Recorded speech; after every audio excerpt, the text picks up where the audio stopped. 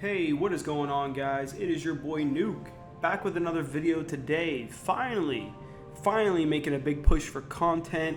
Really invested a lot of money into my setup, even though, I've gone through a lot of stuff in the last 2 months.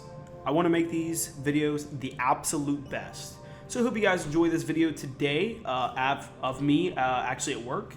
My buddy and I, Drew, did my back glass on my Samsung S10e.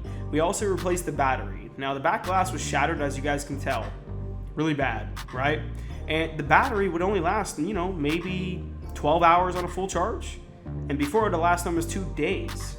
So what we're gonna do is find out the performance afterwards. I hope you guys enjoy this. Hopefully, maybe you'll learn something from it.